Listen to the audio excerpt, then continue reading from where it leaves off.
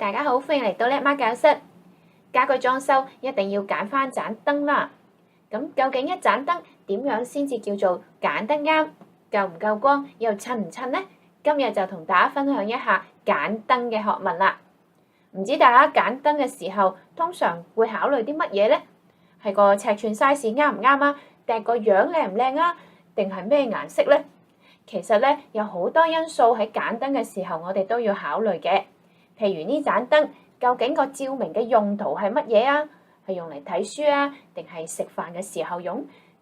唔同嘅位置、唔同嘅功能，我哋就需要唔同嘅形態造型，或者唔同色溫亮度嘅燈啦。同埋咧，我哋揀燈嘅時候，又要考慮埋嗰個空間結構喎。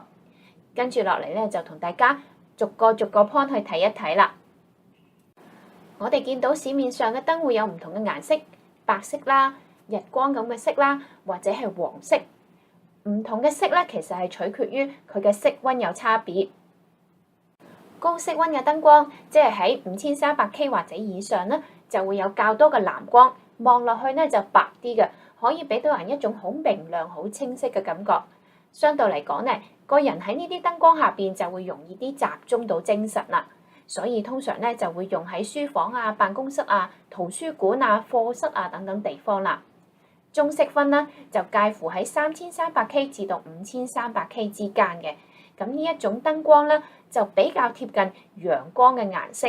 三種光源色嘅比例咧就比較均衡，感覺就柔和同埋舒適啲，可以用喺好多唔同嘅地方嘅，譬如餐廳啊或者醫院啊，都會用呢一種嘅顏色，令人感覺比較自然，似喺室外嘅感覺啦。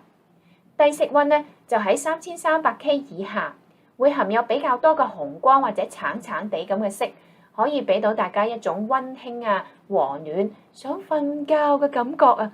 咁所以咧就適合用喺一啲瞓覺嘅地方啦，譬如睡房啊，或者咧有時真係想喺屋企燭光晚餐咧，將佢調暗啲，變一個昏黃嘅燈光咧，喺食飯嘅時候咧就更加和諧啲啦。而家市面上有好多嘅智能燈啦，都可以調校嗰個色溫嘅，所以一盞燈咧已經可以滿足晒唔同嘅要求啦。其實一盞燈咧都有唔同嘅方法咧去散發佢啲光芒嘅。最基本嘅照明方法咧，我哋就叫做直接照明。直接照明嘅意思咧，即係90% 以上嘅光線咧，係直接透過嗰個燈具射出嚟，去到咧我哋需要嗰個工作層面上邊嘅。就好似咧，大家開咗一個電筒啦，或者開咗一盞台燈，係由嗰個燈泡咧直接散發啲光出嚟嘅。由於嗰啲光咧就只會向一個方向照住，所以喺暗處嗰啲咧同埋光處嗰啲光咧就會有好明顯嘅對比啦。咁樣咧就好容易造成一個現象叫做圓光 dazzling 啦。所指嘅咧就係指喺同一個空間入邊咧嗰啲光度咧就分佈不均勻，令到我哋隻眼唔舒服啦，同埋隻眼好容易攰嘅。唔知大家有冇試過啦？就好似咧，如果你熄晒全屋嘅燈，但係咧開住個電話喺度睇嘅時候，隻眼係好容易攰，同埋好容易咧傷到我哋隻眼嘅黃斑噶啦。咁所以咧，記得唔好夜媽媽喺度睇電話啦。咁所以直接照明咧有佢嘅好處同埋唔好處嘅。好處就係啲光好集中啦。咁譬如咧要做一啲射燈啊，或者用電筒嘅時候可以集中咧，幫到我哋喺某一個點睇得清楚啲。唔好處咧就係分佈唔均勻。如果想整體嘅環境咧更加有舒服啲嘅光照咧，就可以用第二種方法啦。第二種方法咧就叫做間接照明。間接照明又叫做反射照明喎。意思即係咧，嗰個燈具就唔係直接將啲光線咧射去被照嗰個物件嗰度嘅，而係要透過牆壁啦、鏡面啦或者係地板咧去反射，從而咧就可以營造出一種好均勻啊、好柔和啊，見到啲光但係又唔會見到盞燈嘅照明效果啦。即係平時大家見到咧，好多時嗰啲位啊喺個頂嗰度啊或者個底嗰度有滲啲光出嚟嘅，或者係有啲天花燈啦咁樣。好多時圍繞住一個櫃體咧，都會做一啲咁樣嘅燈槽㗎。除咗照明嘅用途之外咧，呢啲燈槽仲可以做到一個擴大空間嘅效果，令到嗰個櫃體咧覺得好似離地高咗啊，或者你拉高咗個天花板嘅，營造到一個空間感。咁所以如果咧喺預算上邊有足夠嘅 budget，都不妨考慮下咧，透過一啲燈槽咧製造呢個間接照明，令到成個感覺更加和諧同埋減少眩光啦。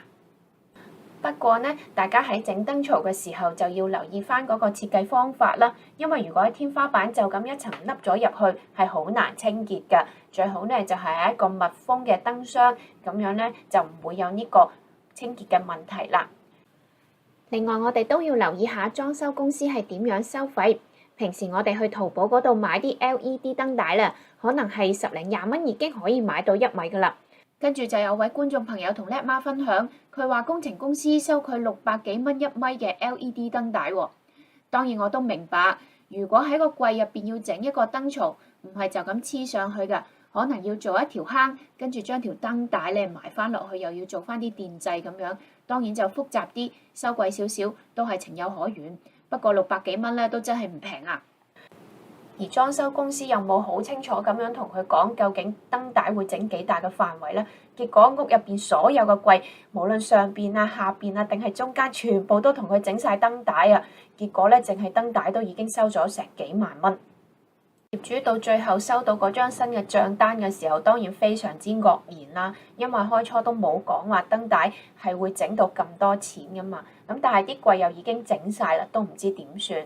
所以大家咧就要留意一下啦。好多時咧，裝修公司咧可能喺一啲項目上邊淨係寫咗一個基本嘅報價俾你，最好咧就問清楚喺我呢個設計上邊大概要整到幾多個份量啊。譬如有時啲燈掣都係會咁嘅喎，燈掣就報咗俾你700蚊或者800蚊一個位，但係最後全屋係整咗幾多個燈掣咧？最好都叫佢俾定一個預計俾你先，咁起碼心中有數啊嘛。跟住就同大家講下咧燈嘅亮度啦，呢一樣都好重要㗎。適當嘅亮度咧，可以令到我哋平時用起上嚟咧更加舒服，同埋咧可以睇得清楚㗎。好多時大家就以為嗰個燈嘅瓦數越多咧，燈就會越光，但係呢個其實唔係完全正確㗎。要睇一盞燈究竟夠唔夠光咧，我哋係要睇佢嘅光通量㗎，即係 luminous flux。光通量咧所指嘅就係我哋隻眼啦可以感覺到嘅光度咁。計算嘅方法咧就等於瓦數乘翻嗰個燈嘅發光效率啦。個單位咧就係流明，大家可能都有聽過呢個單位嘅。咁流明越高嘅時候咧，個燈泡就會越光啦。我哋成日都聽到一個單位叫做 lux，lux 嘅意思咧就係一個流明嘅光亮均勻咁樣分佈喺1個平方米嘅面積上邊，就叫做 lux。咁大家上翻勞工處啊，或者職安局都會有一啲照明嘅指標參考咧，俾大家睇翻嘅。譬如我哋烈日當空嘅時候，其實大概咧就係10萬 lux 嘅光度啦。陰天嘅時候咧，大概就係8000 lux。如果我哋要做閱讀嘅話，當然啲字細粒，我哋要光啲先睇得清楚啦。大概就需要600 lux 嘅。普通嘅工作台或者係喺辦公室入邊啊、學校入邊啊、課室嗰度啊，我哋就要用500個 lux 嘅。普通嘅家居生活咧，大概係300個 lux 就 OK 啦。去到一啲大廈嘅唔同地方，譬如咧喺全棟大廈停電嘅時候，都要有一啲照明嘅系統俾大家逃生嘅。咁嗰個逃生嘅燈咧，最少就要10個 lux 嘅。如果低過呢個亮度咧，大廈就會違法啦。所以好多時管理公司咧同埋法團咧，都要有一個儀器咧去睇翻唔同嘅地方，佢嗰個光照度足唔足夠嘅。如果係喺書房嘅話，咁我哋就需要光啲啦。如果本身嗰盞吸頂燈係唔夠嘅話，就可以加翻一盞台燈啦。要知道自己工作或者生活嗰個地方個光照夠唔夠，咁就可以上淘寶咧買一個呢啲光度探測儀嘅。其實幾十蚊到百零蚊咧都可以買到一個㗎。當然大家咧未必會咁樣去做啦。如果喺自己買燈嘅時候咧，都可以問翻嗰個零售商㗎。通常咧生產商都會有一啲參考嘅指標俾翻大家去睇嘅。譬如咧，建議使用嘅面積係幾多啦，嗰個光照會係幾多啦。咁大家咧就揀翻喺嗰個空間入邊適用嘅一盞燈啦。如果係一個細個嘅睡房，咁就未必需要買一個好高照明度嘅燈，會令到咧成個睡房太光就瞓唔着覺噶啦。跟住落嚟，我哋又講下盞燈嘅造型。咁咧揀燈嘅時候，我哋都要配合翻自己間屋嘅設計風格㗎。如果唔係咧，就會覺得好奇怪噶啦。譬如話，如果盞燈咧係一個水晶燈嚟嘅，但係成間屋嘅設計就好工業風，咁樣掛咗上去就會覺得格格不入啦。工業風嘅設計咧，好多時喺客飯廳嘅地方就好中意掛一盞好長嘅吊燈㗎，有一個泡泡燈同埋燈罩咁樣就可以營造到一個工業風嘅效果。如果係一啲未來風格路線嘅咧，想現代啲嘅咧，咁就可以用一啲外形特別啲嘅燈具啦。咁樣咧襯翻成間屋咧就好有潮流嘅感覺啦。最後咧就講翻一樣特別啲嘅嘢啦，就係燈具嘅防水效果啊。一般嚟講，我哋喺室內嘅燈具咧，大多數都係用 IP20嘅級別嘅，2咧就係代表佢嗰個防塵嘅能力，可以阻擋到咧大約係12.5mm嘅異物咧入侵到個燈入邊嘅。0就係指咧完全冇防水嘅能力㗎，因為通常咧我哋將盞燈咧掛喺嗰個廳嘅頂啦，都唔會有啲咩水彈到上去嘅，所以咧喺呢方面都唔需要有特別嘅指標。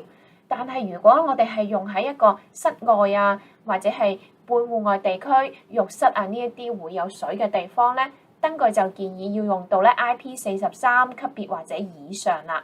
常見嗰啲嘅浴室燈咧，多數都係用到 IP44嘅。44嗰啲燈嘅密閉性咧就會好過 IP20好多啦，基本上咧係阻擋到1mm嘅異物咧入侵到去嘅。咁所以大家可以試下咧對比翻你個廳同埋咧個廚房浴室入邊嗰盞燈啦。廳嗰啲咧好多時咧，如果係一盞吸頂燈啊，都難免有一啲小飛蟲飛咗入去個燈罩嗰度，耐唔耐都要拆出嚟清洗嘅。但係喺浴室嗰啲燈咧，你就見到用咗好多年咧，入邊都仲係好乾淨。呢個就係因為咧佢嗰個防塵嘅效果又唔同。IP44嘅燈咧，佢因為個密閉性係好好，咁所以咧內部嗰個空氣流動性咧同埋散熱嘅效果就會比普通嘅 IP20燈咧低好多。所以通常呢啲內嵌嘅燈咧，都需要喺假天花嗰度保持一定嘅距離，等佢有足夠嘅位置咧去散。今日就同大家分享咗一啲揀燈具嘅學問啦，希望都可以幫到大家啦。如果大家嚟緊都準備新居入伙，想知多啲關於裝修或者驗樓方面嘅小知識，咁就記得密切留意叻媽最新嘅短片啦。亦都歡迎大家參加叻媽喺新居屋單位入邊舉辦嘅實地驗樓班嘅。多謝晒大家嘅收睇，咁我哋下一集再見啦喎，拜拜。